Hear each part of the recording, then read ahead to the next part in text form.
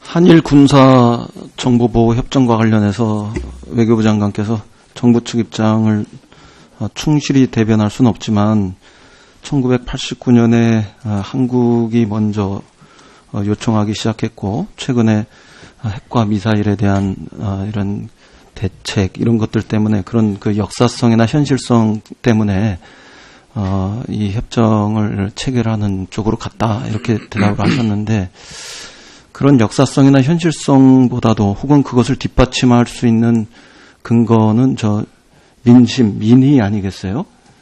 그것을 어기면서 역사성이나 현실성 그것도 이렇게 부분적인 이유로 한일 군사정보보호 협정을 체결해야 한다 이렇게 정부가 얘기하는 거는 몇 가지 측면에서 좀 잘 안 맞는 것 같아요.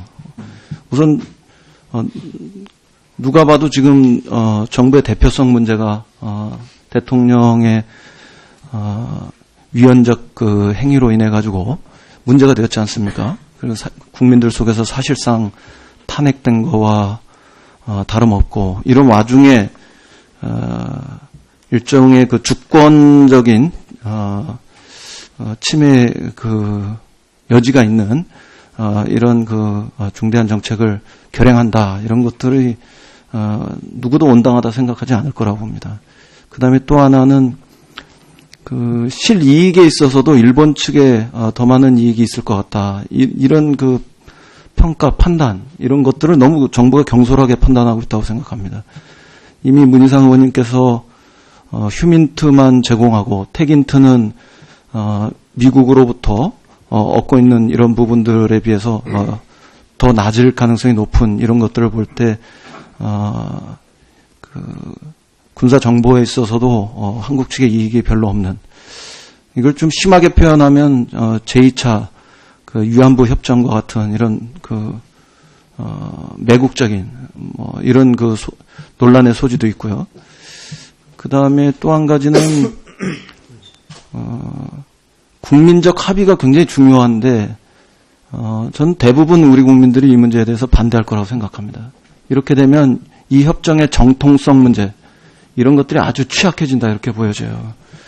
그래서 정부가 지금 그 장관께서 말씀하신 그런 역사성이나 현실성에 기초해서 이 문제를 강행한다면 그런 대표성, 그 매국성, 정통성 이런 것들에 아주 중대한 그 저항, 부정적 영향 이런 것들을 야기할 것이기 때문에 중단하는 게 온당하다 이렇게 보여집니다.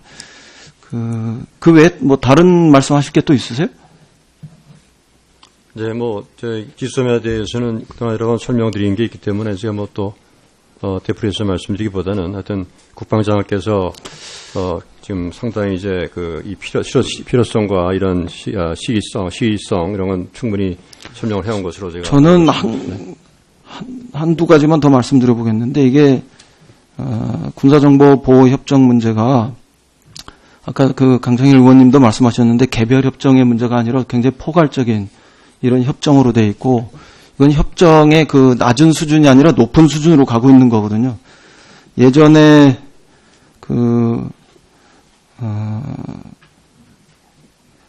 군사정보 포괄보호협정 대신에 2014년 12월에 정보 공유 약정 이런 낮은 수준에 했던 것보다는 높은 수준으로 가고 있는 것이고 개별적인 수준보다는 포괄적인 수준으로 가고 있는 것이기 때문에 이거는 어떤 의미에서 주권적 이런 판단이 걸려 있는 문제들이고 이것은 헌법 60조 1항에 근거해서 국회에서 반드시 비준을 받고 동의를 구해야 하는 이런 과정이 있어야 한다 이렇게 보여져요. 근데 그거는 또 정부에서 해온 얘기들을 반복하실 거고 그것도 외교부 장관이 대변하실 텐데 이런 문제들과 관련해서 외교부 차원에서 어떤 부분들은 그냥 정부의 그 비준이나 동의를 구하지 않아도 되고 어떤 부분들 어떤 수준을 넘어갈 때는 정부의 비준이나 동의를 반드시 구해야 되는 건지 이런 것들을 구분해서 정립할 때가 됐다고 생각해요. 그리고 그런 것은 제도적인 어떤 대안 이런 것들을 마련해서 일정한 그 수준과 단계를 또 차원을 달리하는 이런 영역에서 문제들이 발생하고 있기 때문에 제도적인 어떤 개편 이런 것들을 마련하는 것이 온당하다 이렇게 생각합니다.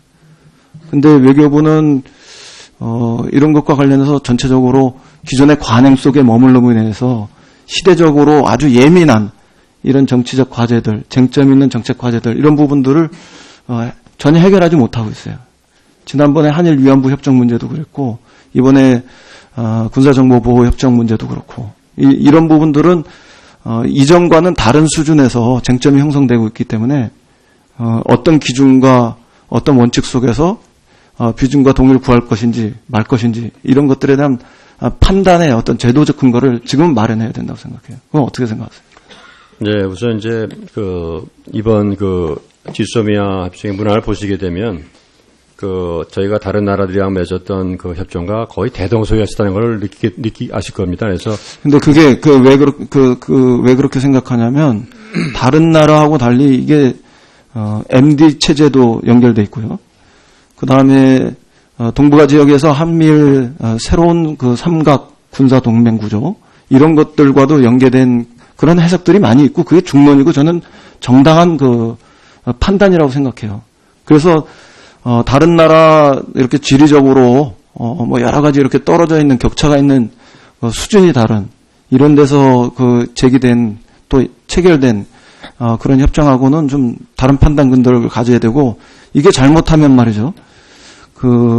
MD 체제 내지는 한미일 동북아시아에서 한미일 새로운 군사 동맹 체계 이런 것에서 미국과 일본과 한국의 수직적 하이라키 구조 이런 것에서 우리가 종속적으로 편입되는 이런 단초를 열게 되면 그건 아주 중대한 국익의 손상과 주권의 유리 문제로 이렇게 가게 됩니다.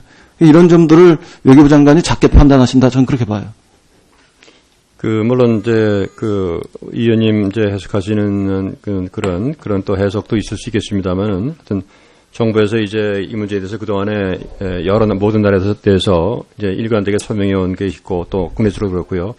특히 이제 아까 비준 여부 문제 관련해서는 사실은 이제 저희 외교부도 이런 나름대로 이제 그런 기준을 갖고 쭉 설명을 해야 되었습니다만은 이런 이제 헌법 해석 문제 또 비준 문제에 대해서는 법제처가 그다음 유권적인 해석을 해왔습니다. 그래서 대체로 그러한 이제 관행이 워낙 오랫동안 이제 유지되어 왔기 때문에 그러한 이제 특정 어떤 협정이 과연 비준을 이제 할 것이냐 말 것이냐에 대한 것을 어떤 이제 상황적인 그런 측면에서 보시는 그런 것은 저희가 물론 이제 말씀하신 취지를 잘 알고 있습니다만은 워낙 이제 오랫동안 축적된 정부의 관행이기 때문에 그것이 어떤 정부가 들었으더라도 그 헌법적인 해석의 틀을 크게 벗어날 수는 없다 이렇게 저는 생각이 되고요.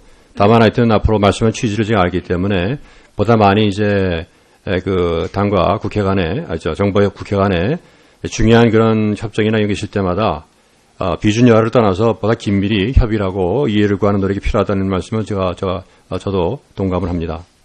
네.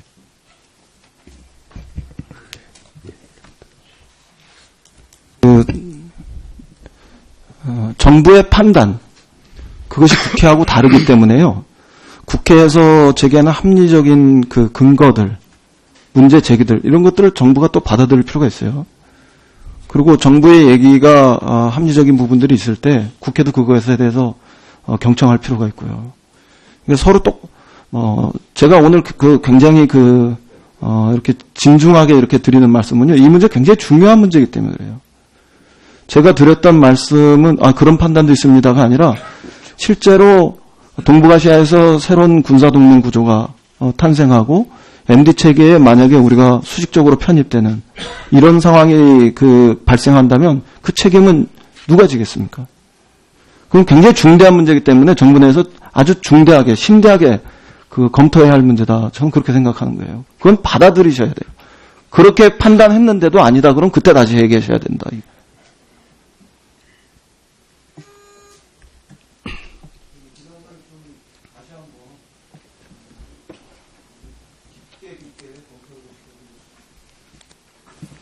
예. 이인영 위원님 수고하셨습니다. 다음은 1차 질의 마지막 순서입니다. 경기의정부 을 출신의 홍문종 위원님 질의해 주시기 바랍니다.